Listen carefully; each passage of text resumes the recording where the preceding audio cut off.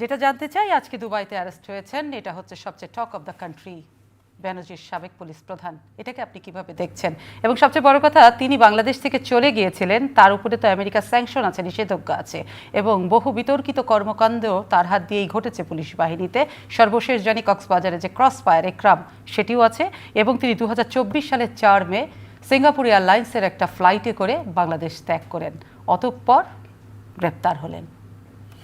এটা হলো দুদকের মামলায় তার এই ক্রাইম ধরা পড়ছে, তদন্ত দুর্নীতি, সেটা পুলিশকে জানাইছে। পুলিশ ইন্টারপোলে রেড অ্যালার্ট জারি করছে। সে দুবাই আসছে, দুবাই পুলিশ ধরে ফেলছে। এখন আমার প্রশ্ন হচ্ছে, এরকম পুলিশের ভিতরে আরও আছে না? হারুন কেন, বেনজির কেন ধরা পড়লো? নিশ্চয়ই এখানে শক্ত হাত আছে। আপনি প্রথমে বললেন না, মাটির তলায় থাকলেও আনতে পারে। উনি ক্ষমতায় থাকতে বক্তব্যটাই তো দিয়েছিলেন। হ্যাঁ, দিয়েছিলেন। ওইটাই আমি বলছি যে আবার এটা উল্টাটাও হতে পারে। অর্থাৎ এখন যে বিশ্ব, এই বিশ্ব অনেক দেশ আছে যে চাইবে তা ঘটবে, সরকার চাইলেও ঘটবে, না চাইলে ঘটবে না। সে তো ধরেন দুবাই আসছে, আসার পরে গ্রেপ্তার হয়েছে। গ্রেপ্তার তো আপনিই বলেন তো, বাংলাদেশে কত টাকা পাচার হয়েছে, কত খুন খারামি। হারুন আছে না পুলিশ, ভাতের হারুন, এদেরকে ধরে ধরে নিয়ে রাখছে। কই হারুন তো ধরা পড়ে না। তা আমার কথা হলো, এরকম অপরাধী বাংলাদেশের শেখ হাসিনা যখন পালিয়ে গেছে, অনেকে বল পালিয়ে গেছে কোথায়? যেদিন সেনাবাহিনী বলছে আমরা নাগরিকের বিরুদ্ধে গুলি চালাতে পারবো না, সেদিনই শেখ হাসিনা বুঝছে যে আমার সময় শেষ। তখন সে তার সব আত্মীয় স্বজন একটাও কিন্তু ধরা পড়ে নাই, সব বিদায় করে দিয়ে সে গাড়িতে উঠছে। সুতরাং আমি বলবো যে চাইলে এটা হয়। আমার কাছে মনে হচ্ছে, ধরেন এটা অনুমানও করে বলা হবে, ধরেন আমার মনে হয় ডক্টর মোহাম্মদ ইউনূস বাইরে আছে, ফ্রান্সে আছে, তাই না? এখন প্রধানমন্ত্রীও আছে, তার বিরুদ্ধেও কিন্তু রেড অ্যালার্ট জারি হয়েছিল।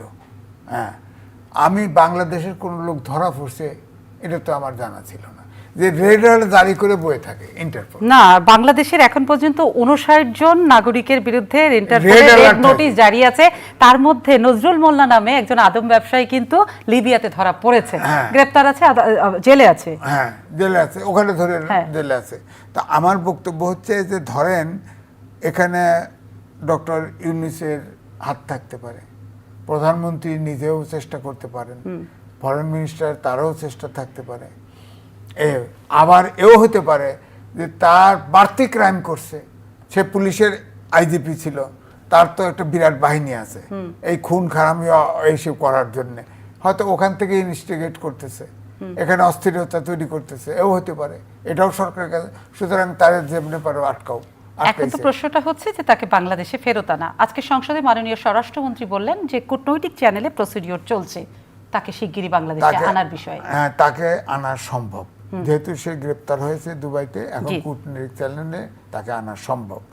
সে তো শেখ হাসিনা না, কারণ শেখ হাসিনা তো ভারতের রাষ্ট্র তাকে আশ্রয় দিয়েছে, এবং তার যত সাঙ্গপাঙ্গ আছে, যত টাকা পয়সা লুটটুট করে নিয়ে গেছে, সবাইকে কিন্তু রাষ্ট্র অর্থাৎ সব পার্টি মিলে তাকে আশ্রয় দিয়েছে।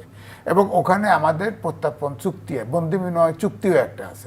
চুক্তির ভিতরে সে ফাঁক দেখায় তাকে দিতে চাচ্ছে না। তো এই জন্যে বলছি যে বেনজির আর শেখ হাসিনা কিন্তু এক জিনিস না। শেখ হাসিনাকে ইচ্ছে করলে ভারত যে কারণে আটকায় রাখছে, ধরে রাখছে, কারণ রাষ্ট্রীয় অতিথির মতো আছে সে, রাষ্ট্রীয় অতিথি। বেনজির তো রাষ্ট্রীয় অতিথিটা, বেনজির তো ইন্টারপোলে গেছে, দুবাই গেছে, ধরে ফেলছে, এখন ধরে ফেলছে, তাকে আসতে হবে, এখন বিচারের সামনে দাঁড়ায়। আমি বাকিটা নিয়ে আবার আসবো, পরে শুনবো। এখন ডক্টর জাহিদুল বারী, এতক্ষণ পর্যন্ত উনি তো একটা ব্যাখ্যা দিলেন, আপনি প্রথমে আসি আজকে ডক্টর বেনজির আহমেদ গ্রেপ্তার, এই প্রসঙ্গ নিয়ে আপনার জায়গাটা জানতে চাই। ধন্যবাদ সোমা। এটি আসলে আমাদের জন্য কিছুটা হইলেও স্বস্তি এবং আনন্দের খবর, একটা বিজয়ের মতো। কেননা আপনি যে কথা বলছিলেন, যেদিন সেই কথাটা বলে যে রাষ্ট্রের অনেক শক্তি, সরকারের অনেক শক্তি, রাষ্ট্রের সাথে কেউ পারবে না, এই ধরনের কথা উনি সরকারকে কেউ যেন আন্ডারএস্টিমেট না করে তিনি বলেছিলেন, অনেক শক্তি। ওই দিন আমরা কিন্তু ওনার এই কথাটা পলাতক অবস্থায় শুনেছি। অর্থাৎ বেনজির শেখ হাসিনার তৈরি করা একটা কারিগর ছিল, হত্যার কারিগর, গুমের কারিগর, খুনের কারিগর, এবং আপনার রাজনৈতিক মামলা দেখিয়ে রাজনৈতিক পরিবারগুলোকে নিঃস্ব করার কারিগর ছিল বেনজির। সে আইজিপি হওয়ার আগ থেকেই, সে এর আগে যখন র্যাবের প্রধান ছিলেন, তার আগে যখন ডিএমপির হেড ছিলেন, তিনি কিন্তু ক্রমাগত এই ক্রাইমগুলো করে গেছেন। এবং পুলিশ বাহিনীকে তখন, আমি sorry to say being a politician, আমাকে বলতে হচ্ছে যে বেনজির আহমেদ পুলিশ বাহিনীকে একটা আনঅফিসিয়ালি ক্রিমিনাল বাহিনীতে পরিণত করেছিল। তো এখন সে তারই কথার আদতে সে ধরা খেলো দুবাইয়ে। এবং আইজ ভাই যেটা বললেন যে তিনি শেখ হাসিনা না, এবং শেখ হাসিনা একটি রাষ্ট্রে সেই রাষ্ট্র ঘোষণা দিয়েছে যে সে রাষ্ট্রীয় অতিথি, কিন্তু দুবাই বা আরব আমিরাত সরকার বেনজির সাহেবকে এই ঘোষণা দেননি, বা বাংলাদেশের কোনো নাগরিককেই দেন নাই। সে হিসেবে আমরা উচ্ছ্বসিত, এবং আমরা আশা করি যে একটা কূটনৈতিক চ্যানেলেই মাননীয় স্বরাষ্ট্রমন্ত্রী যেটা আজকে বলেছেন যে কূটনৈতিক চ্যানেলে ওনাকে আনার প্রক্রিয়া করা হবে। এবং আমরা মনে করি যে বেনজির আহমেদকে বাংলাদেশে ফিরিয়ে এনে এই যে শত শত গুম, শত শত হত্যা এবং রাজনৈতিক মামলা দিয়ে পরিবারকে নিঃস্ব করা, এমনকি এরকমও ঘটেছে সময় আপনি জানেন যে পুরুষ রাজনৈতিক নেতা তাকে বন্দি করে ভয় দেখিয়ে তার স্ত্রীকে ধর্ষণ করা হয়েছে, পুলিশ বাহিনী করেছে। তো এই যে পুলিশ বাহিনীর দ্বারা সংগঠিত হাজারো ক্রাইমগুলো, এগুলির মাস্টার মাইন্ড বেনজির আহমেদকে ধরে এনে তাকে রিমান্ডে নিয়ে তার, এমনকি আমি বলবো যে প্রয়োজনে আইনের সংশোধনী করে বেনজির আহমেদের স্বীকারোক্তিগুলো জনগণের সামনে আপনারা উপস্থাপন করুন। আমি আজকের এই টকশোর মাধ্যমে সরকারের কাছে বলতে চাই যে এই বিশেষ বিশেষ ঘটনাগুলো এগুলি আপনারা করিয়ে মানুষকে, এই বাহিনীকে, পুলিশ বাহিনীকে আপনার ক্ল্যারিফাই করার জন্য, পুলিশ বাহিনীকে নতুন করে সততার দিকে, ন্যায়পরায়ণতার দিকে ধাবিত করার জন্য বেনজির আহমেদকে শাস্তির আওতায় নিয়ে এসে তার এই কথাগুলো স্বীকারোক্তি জনগণের কাছে উপস্থাপন করে, এবং বেনজিরের পরবর্তীতে যারা হারুন থেকে শুরু করে পুলিশ বাহিনীতে আরও যারা ওই যে আসাদ ছিলেন, যারা ছিলেন, তারা যারা এই রকম রাজনৈতিক ক্রাইমের সাথে যুক্ত ছিলেন, তাদের সবাইকে অ্যারেস্ট করে তা ক্রমাগত বিচারের প্রক্রিয়ায় নিয়ে আসলেই বরং এই বাহিনী আমার মনে হয় সংশোধিত হওয়ার একটা রাস্তা। আজকে কিন্তু স্বরাষ্ট্রমন্ত্রী সংসদে একটা কথা বলেছেন যে বেনজির আহমেদকে গ্রেপ্তারের মধ্য দিয়ে যে নজিরটা স্থাপন হলো, এটা কিন্তু একটা পুলিশ বাহিনী একটা মাইল ফলক তৈরি করলেন, এবং আইনের শাসন প্রতিষ্ঠা হওয়ার জন্য এটা কিন্তু একটা বিশাল বড় ভূমিকা রাখবে। আমরা গভর্নমেন্টকে কনগ্রাচুলেট করি, এটা বিরাট বড় একটা মাইল ফলক। এবং এটা আপনি একটা ডেটা দিলেন একটু আগে যে 59-এর মধ্যে একজন লিবিয়াতে অ্যারেস্ট হয়েছে, নজরুল মোল্লা, সে আদম আমাদের কাছে ছিল না। এবং আমরা আসলে যেটা জেনে এসেছি যে দেশের বাইরে গেলে কোন, বিশেষ করে রাজনৈতিক ব্যক্তিরা, তাদের বিরুদ্ধে যতই ওয়ারেন্ট ইস্যু হোক না কেন, ইন্টারন্যাশনাল ওয়ারেন্ট ইস্যু হলেও তারা কেউই অ্যারেস্ট হন না।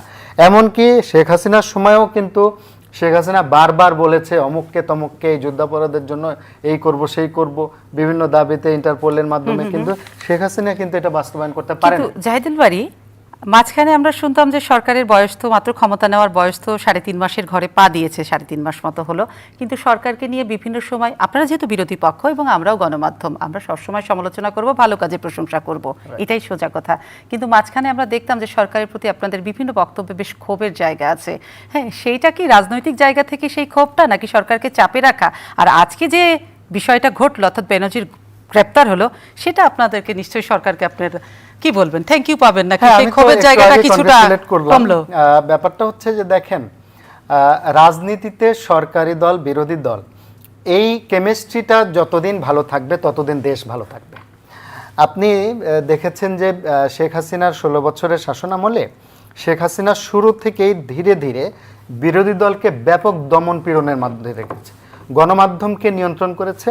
মানে শেখ হাসিনা এবং তার শাসনের, তার মন্ত্রিপরিষদের, তার সরকারের, তার সরকারি যন্ত্রের কোনো রকমের সমালোচনা করা যাবে না। এটি যদি হয় তাহলে যেটা হয় যে ওই রাষ্ট্র আর রাষ্ট্র থাকে না, রাষ্ট্র তখন আদতে একটা ধরেন যে কায়েমি ব্যবস্থার মধ্যে পরিচালিত হয়। তো এখন আমরা কিন্তু এই সরকারের শুরু থেকেই এই সরকারকে সমালোচনার মাধ্যমেই আমরা সাবধান করে আসছিলাম, এবং এখনো আমরা এই কাজটি করে যাব। এই যে খোলা মনে সরকারের সমালোচনা করছেন একদম ব্যর্থহীন ভাষায় কিংবা একদম স্বাধীন চিত্তে, কোথাও কি বাধার সম্মুখীন হতে হয়? আপনারা যারা শীর্ষ নেতা ছাড়াও কিংবা আপনাদের সারা দেশ জুড়েতে অনেক নেতা কর্মীরা আছে, তারা কি কোথাও বাধা সরকারের হুমকি দামকিতে পড়ে? না, এ পর্যন্ত আমরা কিন্তু ওই রকম কোনো মানে সরকারি বড় বাধা যেটা আমরা কথা বলতে পারবো না, প্রতিবাদ করতে পারবো না, এটা আমরা পাইনি। এটার জন্য আমরা সরকারকে ধন্যবাদ দিই। তবে এটা কিন্তু এই সরকারের একক কোনো প্রচেষ্টা না, এটি হচ্ছে 24-এর গণঅভ্যুত্থানের ফলাফল। 24-এর গণঅভ্যুত্থান কিন্তু এদেশের রাজনীতিবিদদেরকে একটি বিষয় খুব ভালোভাবে শিখিয়েছে যে দেশ জনগণ এই দুয়ের মাঝে যদি আপনি কোনো ধরনের অরাজকতা সৃষ্টি করতে চান এবং সেই অরাজকতাকে যদি আপনি প্রাতিষ্ঠানিক রূপ দিতে চান, তাহলে পরে কিন্তু আপনি টিকে থাকতে পারবেন না। তা আমার মনে হয় সোমা যে সরকার এটি মাথায় নিয়েছে এবং আজকে এই যে বেনজিরের যে গ্রেফতারের ঘোষণা, এর মাধ্যমে এটা প্রমাণিত হয় যে জুলাই গণঅভ্যুত্থানের একটা প্রভাব ডেফিনেটলি সরকার প্রধান থেকে শুরু করে বিএনপির শীর্ষ নেতৃবৃন্দের মধ্যে এটির একটা প্রভাব পরিলক্ষিত হয়েছে। এরপর আপনাদের এর পরের তালিকা আপনাদের কি দাবিটা কি সেটা আমি জানতে চাইবো সরকারের কাছে। আর তারপরে একটা ছোট প্রশ্ন রেখে যায়, বেনজির গ্রেপ্তার হয়েছে, বেনজির আহমেদের বিরুদ্ধে কিন্তু আমেরিকার স্যাংশন ছিল ব্যক্তির বিরুদ্ধে এবং তার কর্মকাণ্ডের কারণে কিন্তু একটা বাহিনীর প্রতিও স্যাংশন, সেটা র্যাড। সেই জায়গাটা নিয়ে আমি প্রশ্ন রাখলাম, আমি আসবো। জি, আপনার কাছে জানতে চাই, আমি কি প্রশ্ন করেছিলাম ভুলে গেছি, আমি জানি না আপনার মনে আছে কিনা। না, আমার মনে নাই। আচ্ছা, তাহলে আমরা সেখান থেকে শুরু করি। বেনজির আহমেদের কারণে তো শুধু ব্যক্তি বেনজির আহমেদের আমেরিকার স্যাংশন ছিল না, র্যাবের উপরেও স্যাংশন নিষেধাজ্ঞা এসেছিল এবং আমরা তখন জানি বিগত সরকারের শেষ মুহূর্তে দুজন ব্যক্তির বিরুদ্ধে স্যাংশন আসলে, এক বেনজির আহমেদ এবং সাবেক সেনাপ্রধান মোহাম্মদ আজিজ, জেনারেল আজিজ। জি, এবং র্যাবের প্রতিষ্ঠানের বিরুদ্ধেও আসলো। না, বিষয়টা হচ্ছে এই জন্যই আমি আগে বলেছিলাম যে আমেরিকা এখন, আমি বলবো ডিপ স্টেট, সজীব ভাইয়া বলছে না, ডিপ স্টেট এখনো কিন্তু ওয়ার্ক করছে। আমার মনে হয় যেহেতু আমেরিকা তাকে স্যাংশন, র্যাবকে বিলুপ্ত করেছিল, স্যাংশন দিয়েছিল, বেনজিরকে দিয়েছিল, সেটা ওয়ার্ক হতে পারে তার গ্রেপ্তারের বিষয়টা। সুতরাং সবচেয়ে বড় কথা হচ্ছে সে গ্রেপ্তার হয়েছে। নিঃসন্দেহে আজিজ আহমেদ তো এখনো গ্রেপ্তার হয় নাই, তাকেও তো গ্রেপ্তার করা উচিত। সেও তো অনেক অপকর্মের নায়ক। হ্যাঁ, তার আপনি জানেন না যে সে তো তার ভাইরে এসে ওয়ারেন্ট ছিল, সে গ্রেপ্তারি ছিল, সে বিয়ে খেয়ে গেছে না, ক্যান্টনমেন্টের ভিতরে ঢুকে বিয়ে খেয়ে গেছে না, তার মেয়ের বিয়ে। তো এগুলো তো তারও তো হওয়া উচিত। তার মানে আজকে বেনজির আহমেদ যে গ্রেপ্তার হলো দুবাইতে, সেই এই ধারাবাহিকতায় আপনি কতখানি আশাবাদী হচ্ছেন যে সরকার আসলে সে তার নজরদারিতা সবখানে জারি রেখেছে, কোনো অপরাধী পার পাবে না? না, এটা আমরা আশাবাদী হয়েছি, কারণ অন্যজনদের ধরবে এটার নিশ্চয়তা নাই, সেটা তো তাদের ইচ্ছা, আমরা তো জানি না। তবে আমরা আশাবাদী হয়েছি যে প্রসেস চালু থাকা উচিত। এই দেশে এই যে অভ্যুত্থানটা ঘটে, শেষ দাবিটা ছিল ফ্যাসিবাদের বিলোপ চাই। ফ্যাসিবাদের বিলোপ মানে গণতন্ত্র চাই, আইনের শাসন চাই, সুশাসন চাই। এটার জন্য তো এইসব ক্রিমিনালদের তো আইনের আওতায় আনতে হবে, বিচার হতে হবে, নাহলে আপনার গণতন্ত্র আসবে কেমনে, আইনের শাসন আসবে কেমনে? তো সুতরাং এই প্রসেস চলা উচিত। যারা এইরকম ওপেন ক্রিমিনালি করছে, যারা পরিচিত, তাদের অন্তত বিচারটা হওয়া উচিত।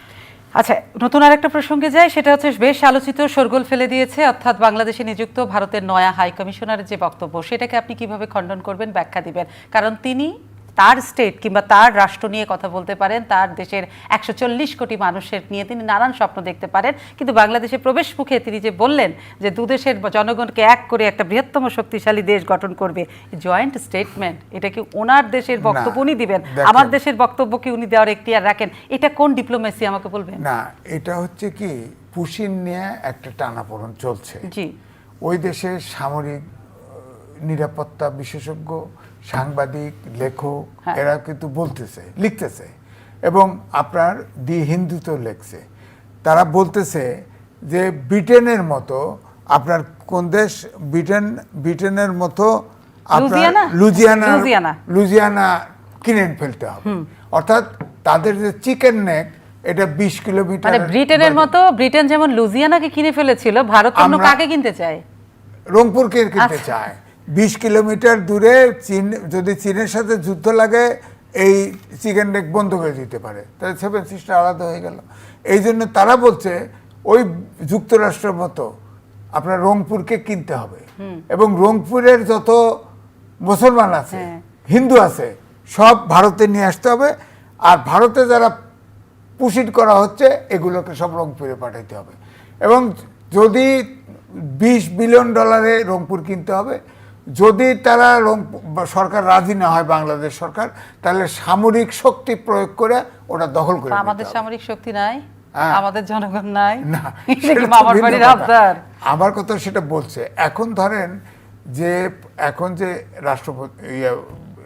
রাষ্ট্রদূত আসতেছে, সে কিন্তু হ্যাঁ, সে মিনিস্টার ছিলেন, একজন ভালো পলিটিশিয়ান, উনি একদম খুবই আসছে, যে কথা বলছে এটাকে এও তো হতে পারে যে এখন যে টানাপোড়েনটা চলছে, যে মোস্ট সিনিয়র কেন্দ্রীয় মিনিস্টার ছিল তাকে বাংলাদেশের অ্যাম্বাসেডর করে আনতেছে আর দিতেছে, তো এই টানাপোড়েনটা মীমাংসার দিকেও যেতে পারে। তো সে এই জন্য বলতেছে যে আমরা যদি ভাই বোন একসাথে হয়ে যাই তাহলে এত না, ভাই বোন একসাথে হয়ে যায়, এই ধরনের বিতর্কিত কথাগুলো বিগত সরকারের সময় একজন পররাষ্ট্রমন্ত্রী বলতেন যে আমাদের সম্পর্ক স্বামী স্ত্রীর।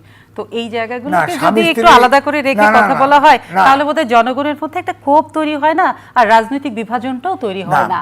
ভারতের ধরেন এ পর্যন্ত যাদের অ্যাম্বাসেডর নিয়োগ করা হয়েছে, আর একজন আসছিল, নাম ভুলে গেছি, আর উনি বেনাপোল দিয়ে আসলেন। জি জি জি। হ্যাঁ, এবং ওখানে অনেকে বিতর্ক আছে যে ওনার লোকরাই দিছে, উনি এখানে হয়তো খবর দিছে কিনা জানি না, বাংলাদেশ থেকেও কেউ রিসিভ করে নাই।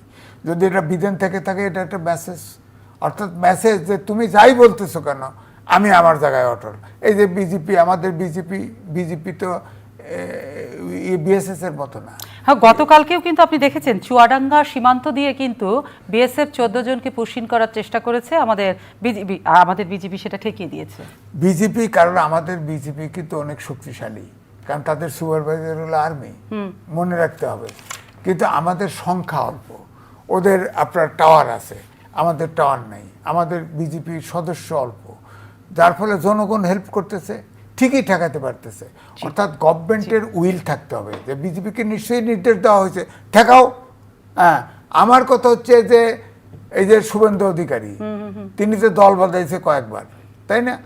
তো সে মমতা ব্যানার্জির লোক ছিল, টিএমসির লোক ছিল। হ্যাঁ, সে এখন আপনার তার মা বাবার বাড়ি হচ্ছে বরিশালে, আগলঝাড়ি উপজেলায়। হ্যাঁ, তো কিন্তু তারা আইন করছে 1950 সালের আইন, যে বাংলাভাষী মুসলমান খেদাও।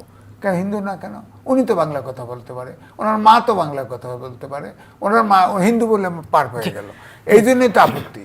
এখন আমার বক্তব্য হচ্ছে যে আমাদেরকে তো ধরেন বাংলাদেশটা মুক্তিযুদ্ধ করে স্বাধীন হয়েছে, অভ্যুত্থান করে চেঞ্জ হয়েছে, সুতরাং আমরা তো আমাদের ভূখণ্ড ছেড়ে দিতে পারবো না।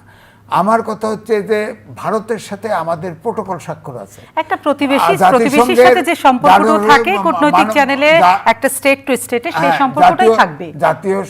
জাতীয় সংঘের মানবাধিকার সনদের স্বাক্ষর দুই দেশেই অনুস্বাক্ষর। কিন্তু বিগত সময় ভারতের বিরুদ্ধে যেটা সবচেয়ে বড়সড় অভিযোগ ছিল যে ভারত বাংলাদেশ অর্থাৎ রাষ্ট্রের সাথে সম্পর্ক রাখছে না, একটি দলের সাথে সম্পর্ক রাখছে, এটা ছিল সবচেয়ে বড় অভিযোগ। সেই জায়গা থেকে কি ডাক্তার জাহিদুল বারী আমরা উত্তরণ করতে পেরেছি কিনা, যদিও খুব কম সময় বর্তমান সরকারের খুব কম সময়। তারও আগে যদি বলি যে জুলাই বিপ্লব পরবর্তী সময়ে কিন্তু আমরা প্রায় 2 বছরের কাছাকাছি অতিক্রম করেছি। তো ওই যে একটা রাজনৈতিক দলের সাথে অথবা একটা সরকার প্রধানের সাথে ভারতের যে সম্পর্ক, ওইটা কিন্তু 36শে জুলাইয়ের আগ পর্যন্ত ছিল। 36শে জুলাইয়ের পর থেকে কিন্তু বাংলাদেশের এই 18 কোটি মানুষের বডি ল্যাঙ্গুয়েজ চেঞ্জ হয়ে গেছে। এমনকি যে তাদের আশা, তাদের চাওয়া পাওয়ার যে গতিবিধি, সব কিছু পরিবর্তন হয়েছে। সব মিলিয়ে আমি বলতে চাই যে এই প্রায় 2 বছরে কিন্তু একটা পরিবর্তন হয়েছে, এবং সেই পরিবর্তনেরই একটা ধারাবাহিকতা কিন্তু সরকারের মধ্যে চলে এসেছে। জি, আমি যে প্রশ্নটি রেখেছিলাম আপনার কাছে সেটা হচ্ছে, আবার বেনজিরে যাচ্ছি। বেনজির গ্রেপ্তার হলেন, তার বিরুদ্ধে আমেরিকার নিষেধাজ্ঞা ছিল, সাথে আরেকজন সেনা প্রধানের বিরুদ্ধে ছিল, হ্যাঁ আজিজের ছিল, এবং একটি বাহিনীর বিরুদ্ধেও স্যাংশন ছিল। তা আমার প্রশ্ন হচ্ছে, সরকার আসে সরকার যায়, এটাই নিয়ম, ভোটের মধ্য দিয়ে সরকার যাবে, কিন্তু সবচেয়ে বড় কথা, যখন কোনো ব্যক্তি একটা দলকে রাজনীতিকরণ করে ফেলে তখন সেই বাহিনীটা ক্ষতিগ্রস্ত হয়, তার উইংসটা ক্ষতিগ্রস্ত হয়। কিন্তু এই ধারাবাহিকতাটা কি আপনারা তো এই বদলটাই তো আপনারা চেয়েছিলেন, সেই বদলটা কি কোথাও চোখে পড়ছে? বদলটা চোখে পড়ার মতো কোনো ঘটনা এখনো ঘটে নাই, বা ওই রকম সময়টা এখনো আসে নাই। তবে যেহেতু আজকে স্বরাষ্ট্রমন্ত্রী ঘোষণা করলেন বেনজির সাহেবের গ্রেফতারের বিষয়টা, এটাকেই যদি কেন্দ্র করে বলি তাহলে এটাই কিন্তু বদলের শুরু। মানে আপনি র্যাবের কথা বলছেন যে র্যাবের উপর স্যাংশন, এই র্যাবের স্যাংশন ছিল কখন? যখন বেনজির র্যাবের প্রধান ছিল। তো এই যে ব্যাপারটা আমি এর আগে আপনাকে বললাম যে একটা বাহিনীকে, একটা সরকারি বাহিনীকে এবং সরকারের অভ্যন্তরীণ আইন শৃঙ্খলা নিয়ন্ত্রণের জন্য পুলিশ বা র্যাব নিয়োজিত, তাদেরকে মারাত্মকভাবে অপরাধের মধ্যে সংযুক্ত করা হয়েছে এবং সেই নেতৃত্বে বেনজির সাহেব ছিলেন। তো এই জায়গাটায় সরকার যে সদিচ্ছা দেখিয়েছেন, এটা আমরা প্রাথমিকভাবে এটাকে পজিটিভ ভাবেই নিব। তবে এর সাথে আমি আরেকটি বলতে চাই সোমা, সেটি হচ্ছে যে এটার ধারাবাহিকতা যদি সরকার রক্ষা করতে না পারে তখন কিন্তু অন্যদিকে এটা মোড় নেবে। এই যে আজকে বেনজির সাহেবের অ্যারেস্টের কথাটা, এটার ধারাবাহিকতায় যদি আপনি আজিজকে করতে না পারেন, হারুনকে করতে না পারেন, বা এমনকি আপনি ইন্টারপোল দিয়ে যদি আপনি দুবাইয়ে বেনজিরকে অ্যারেস্ট করতে পারেন, তাহলে পরে আপনি ইন্টারপোলের সহযোগিতা নিয়ে যারা এই যে অলমোস্ট 650 জন যাদেরকে সেফ এক্সিট দেওয়া হয়েছে আফটার 36 অফ জুলাই, তো এই যে 650 জন, এবং তারা প্রত্যেকেই ক্রিমিনাল, প্রত্যেকেই বড় বড় অপরাধের সাথে সম্পৃক্ত, তারা প্রত্যেকেই কেউ না কেউ সংসদ সদস্য ছিলেন, মন্ত্রী ছিলেন, সরকারের বড় পদস্থ ব্যক্তি ছিলেন, অথবা প্রশাসনের পদস্থ ব্যক্তি ছিলেন। এদের সবাইকেই যদি নিয়ে আসার একটা প্রক্রিয়া করা শুরু হয়ে যায়, বেনজিরের পরে যদি আরও এরকম 2-4 জন হতে থাকে, তখন কিন্তু এটা বোঝা যাবে যে সরকার কিন্তু একটা এই যে পজিটিভ টার্মসে কিন্তু আছে। আদারওয়াইজ তখন এটা অন্য বিষয়ে মোড় নেবে আর কি। আচ্ছা, আর আপনাদের তো ওয়াচডগের ভূমিকা আপনারা আছেন, ডেফিনেটলি, এবং এটা আমাদের থাকতে হবে। এটা আমাদের জুলাইয়ের যোদ্ধা, জুলাইয়ের শহীদ পরিবারের কাছে আমাদের ওয়াদা। আচ্ছা, সংসদ কিন্তু আরেকটা বিষয় নিয়ে আজকে তার সরকার ব্যাখ্যা দিয়েছে, সেটা হচ্ছে শিবিরের নেতা জিসান, ওনার নাম তো এটাই। তো সেই জায়গাটাতে কিন্তু মাননীয় স্বরাষ্ট্রমন্ত্রী বলেছেন যে যেখানে 12 জুন উনি হয়তো নিখোঁজ হয়ে গেলেন, তো 12 জুন নিখোঁজ হওয়ার 18 ঘন্টার মাথায় জামাতের আমির জনাব শফিকুর রহমান সাহেব একটা বিবৃতি দিয়েছিলেন, উদ্বেগ প্রকাশ করেছিলেন, ফ্যামিলির কাছে তাকে ফেরত চেয়েছিলেন এবং তিনি ক্ষোভও প্রকাশ করেছিলেন। কিন্তু আমার প্রশ্নটা হচ্ছে যে আমাদের নেতারা, যে কোনো দলের যে কোনো নেতারাই কিন্তু যে কোনো একটা ঘটনা ঘটে গেলে খুব তড়িঘড়ি করে একটা বিবৃতি দিয়ে দেন কিংবা একটা কিছু বলে ফেলেন। সেটা বলাটা আসলে অপেক্ষা না করে কতটা উচিত? আর কেন বলছি এটা, কারণ তার ব্যাখ্যাটা আবার আজকে মাননীয় স্বরাষ্ট্রমন্ত্রী দিয়েছে যে তিনি গুম হননি, তিনি স্বচ্ছায় নিখোঁজ হয়েছিলেন এবং নিখোঁজ হওয়ার কারণটা হয়তো তার ব্যক্তিগত একটা নারী ঘটিত বিষয় ছিল। এই বিষয়টাকে আপনি কিভাবে দেখবেন? দেখেন, একটা দলের একটা ছাত্র সংগঠনের একজন নেতা, সে ওই সময়টা কিন্তু নিখোঁজই ছিল, যদিও সে ব্যক্তিগতভাবে হোক অথবা পুলিশ কেন্দ্রিকই হোক, অর্থাৎ তাকে খুঁজে পাওয়া যাচ্ছিল না। এই জায়গায় সেই মূল রাজনৈতিক দলের নেতা তিনি বলতেই পারেন, দাবি করতেই পারেন যে আমার নেতাকে পাওয়া যাচ্ছে না। কারণ বাংলাদেশ কিন্তু এখনো একটা ফোবিয়ার মধ্যে আছে। আমরা কিন্তু এই ধরেন 1.5 বছর আগেও, এই আপনার 36 জুলাইয়ের আগেও প্রতিটা মিনিট আমরা পার করতাম যে কখন আমাকে কে ধরে নিয়ে যায়, ঘুম আতঙ্ক। হ্যাঁ, তো এইটা আপনি বিএনপি বলেন, জামাত বলেন, বা এখন এনসিপি বলেন, প্রত্যেকটা বিরোধী শিবিরে সেই আতঙ্কটা ছিল। তো এখন নতুন করে এটা চারা দিয়ে উঠছে কিনা, তো এই জন্য উনি ওনার জায়গা থেকে বলেছেন। এর পরবর্তীতে যে ঘটনাগুলো দেখলাম, এটার বিভিন্ন ব্যাখ্যা থাকতে পারে। মনে হয় ছাত্র শিবির এটা একটা ব্যাখ্যা দিয়েছে, বহিষ্কার করেছে, সেই নেতাকে বহিষ্কার করেছে তারা। এটা অভ্যন্তরীণ ব্যাপার বা ব্যক্তিগত ব্যাপার। তবে স্বরাষ্ট্রমন্ত্রীর এটা জবাব দেওয়ার ব্যাপারে, এটা তিনি যে তার বাহিনীকে সচল রাখবেন, এটি তিনি হয়তো বুঝাতে চেয়েছেন। আমরা তার কাছে চাবো যে তিনি অনেক মন্ত্রণালয় নিয়ে কথা বলেন। তো বাংলাদেশে আমার মনে হয় যে আমি আমার রাজনৈতিক জীবনে এটা প্রথম দেখলাম। আইস ভাই অনেক সিনিয়র সাংবাদিক, তিনিও হয়তো প্রথমেই দেখেছেন, আপনি অনেকদিন ধরে সাংবাদিকতায় আছেন, প্রথম দেখছেন যে আমরা দেখতেছি যে এর আগে যতটা সরকার এসেছে, সরকার গেছে, সরকারের আলাদা আলাদা মন্ত্রণালয়ে নিযুক্ত মন্ত্রী বা প্রতিমন্ত্রী, তারা ওই মন্ত্রণালয়ের ব্যাখ্যা সংসদে দেন। সেক্ষেত্রে উনি স্বরাষ্ট্র মন্ত্রণালয়ে নিযুক্ত মন্ত্রী, তো উনি মাননীয় স্বরাষ্ট্রমন্ত্রী, স্বরাষ্ট্র মন্ত্রণালয়ের সংশ্লিষ্ট কথাই বলবেন। উনি আইন মন্ত্রণালয়ের কথা বলেন, ধর্ম মন্ত্রণালয়ের কথা বলেন, উনি স্বাস্থ্য মন্ত্রণালয়ের কথা, অনেক কথা বলেন। তো আমরা রাজনীতির জায়গা থেকে বলবো যে আজকে একটা ভালো দিনের সূচনা উনি করেছেন এবং উনি ওনার মন্ত্রণালয় দিয়ে থাকুক। উনি এর আগে শিলংয়ে যাওয়ার আগ পর্যন্ত তিনি বাংলাদেশের জাতীয় রাজনীতিতে বিশেষ করে আওয়ামী বিরোধী আন্দোলনে উনি ব্যাপক ভূমিকা পালন করেছেন। তার আগে তিনি মেধাবী আমলা ছিলেন। সুতরাং আমি মনে করি যে উনি যদি ওনার মন্ত্রণালয়ে কনসেন্ট্রেট করেন তাহলে আজকে বেনজিরকে পাওয়া গেছে, আমরা ভবিষ্যতে এরকম আরও অনেককে পাবো। আর যদি উনি অনেক মন্ত্রণালয় নিয়ে থাকেন তাহলে এটা তো একটা হজবরল লেগে যায়। জাহিদুল বারী, আপনাকে অসংখ্য ধন্যবাদ। আমি আপনাকে দিয়ে অনুষ্ঠান শেষ করব। আমি যেটা শিবিরের যে নেতাকে নিয়ে বিতর্ক হলো, আলোচনা, আমি সেই জায়গাটাতে জানতে চাই, যেটা নিয়ে আপনার কোনো দেখেন, বক্তব্য আছে কি? জামাতের এই ধর্ষণ হ্যাঁ, বলৎকার নিয়ে মনোভাব আর আমাদের মনোভাব এক না।